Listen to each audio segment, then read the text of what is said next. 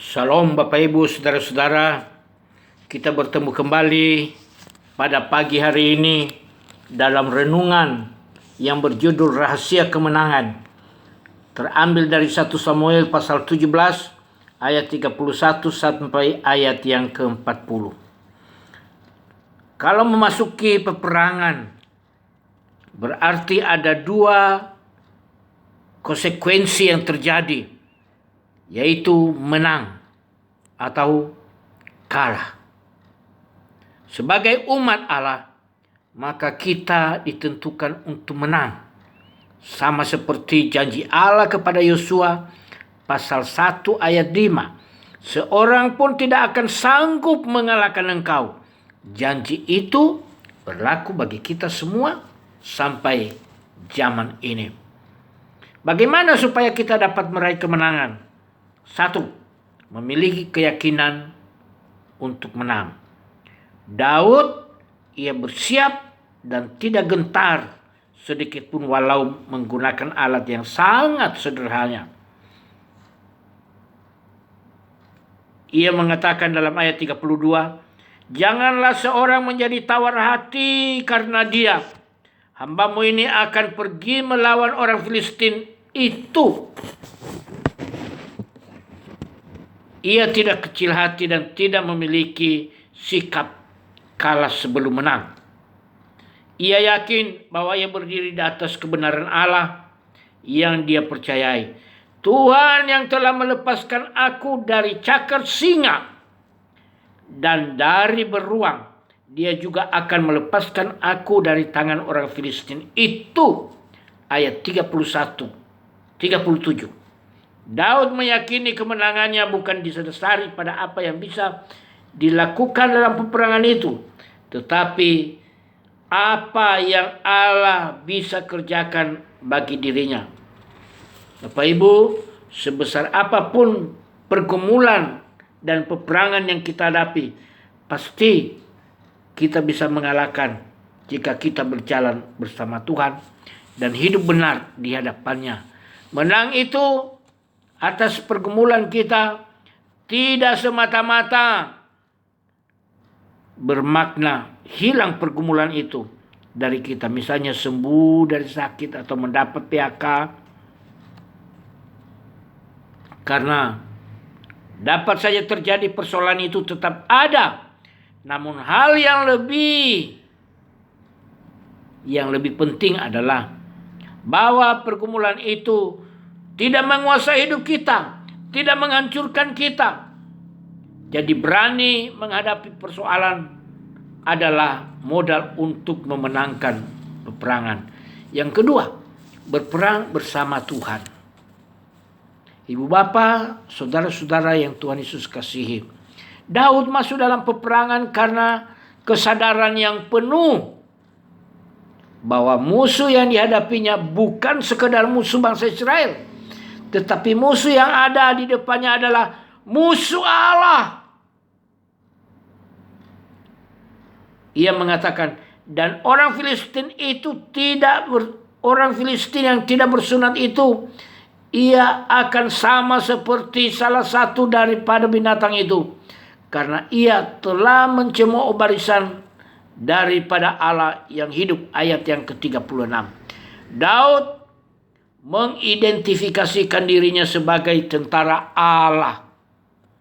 Daud akan menghadapi peperangan dengan bersama Allah juga.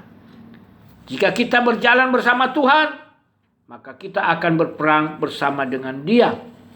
Dan jika kita berperang bersama dengan Dia, maka kita akan mendapatkan kemenangan karena Dia adalah Allah yang Maha Kuasa yang menjanjikan kemenangan atas umatnya. Itulah sebabnya jangan masuk di dalam peperangan dengan seorang diri. Libatkan Allah dalam setiap peperangan yang kita hadapi, maka kita mampu melakukan perkara yang besar. Sebesar apapun pergumulan, Apakah itu seperti Goliat yang tidak terkalahkan? Akan sanggup kita atasi asal kita berperang bersama dengan Allah. Yang ketiga, mempercayakan hidup pada pribadi Allah yang Maha Kuasa. Selain Daud masuk dalam peperangan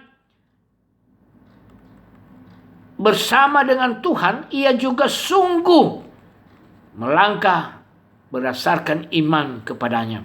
Daud meletakkan imannya pada pribadi Tuhan yang telah menyelamatkannya. Firman Tuhan mengatakan, Tuhan yang telah melepaskan aku dari cakar singa dan dari cakar binatang beruang. Ia juga akan melepaskan aku dari tangan orang Filistin itu. Di sini Daud menyadari bahwa kemenangan itu datangnya hanya dari Tuhan. Itulah sebabnya ia mempercayakan dirinya kepada Allah, sebab tidak mengandalkan pada perlengkapannya yang sangat sederhana itu. Yang digunakannya alat-alat yang sederhana, dan Daud sadar bahwa peralatannya yang dimiliki tidak sebanding dengan peralatan perang yang dimiliki oleh musuhnya. Namun hal itu tidak membuat dia gentar karena ia percaya kepada Allah. Tetapi Daud berkata kepada orang Filistin itu, engkau mendatangi aku dengan pedang dan tombak dan lembing, tetapi aku mendatangi engkau dengan nama Tuhan semesta alam, Allah segala barisan Israel yang kau tantang itu. Ayat yang ke-45. Keyakinan Daud didasari atas pengenalannya kepada Allah yang ia percayai. Bapak Ibu saudara-saudara, jika kita mempercayakan hidup kita kepada Allah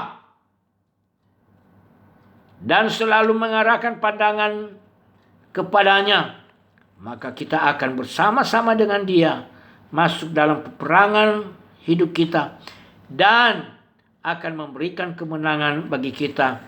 Kemenangan itu dihasilkan bukan dari upaya yang bisa kita lakukan, tetapi dari apa yang Allah kerjakan dalam hidup kita. Jangan ragu kuasa daripada Tuhan. Ia sanggup menolong siapa saja. Menolong saya, menolong ibu bapak dan saudara-saudara jemaat. Sekarang ini kita sedang berperang melawan pergumulan-pergumulan pribadi kita. Pergumulan-pergumulan keluarga kita. Kita juga sedang menghadapi lawan yang tidak kelihatan, yaitu berperang dengan wabah virus corona. Ia tidak kelihatan, jadi susah kita menghadapi. Tapi harus berjaga-jaga, mendengarkan dan melakukan perintah yang disampaikan oleh pemerintah kita. Kita ada di rumah, dekatkan diri kepada Tuhan. Kita ada di rumah, jadilah pendoa-pendoa syafaat bagi banyak orang. Virus corona bisa mengalahkan dan membunuh siapa saja. Pemimpin-pemimpin, para pejabat, para pendeta, penginjil, para majelis, guru-guru sekolah minggu, dan pekerja gereja lain bisa saja diserangnya. Jemaat juga bisa diserang. Orang tua, orang muda, anak-anak bisa diserang. Kalau kita tidak pasrah kepada Tuhan, maka kita akan kalah. Kita berdoa. Tuhan, bantu kami menghadapi peperangan yang dahsyat, menghadapi berbagai pergumulan hidup kami, menghadapi berbagai persoalan yang tidak pernah habis-habis. Kami berdoa di dalam nama Yesus. Berikan kami kemenangan dan kekuatan yang baru. Dalam nama-Mu kami berdoa. Amin. Selamat pagi, Tuhan memberkati.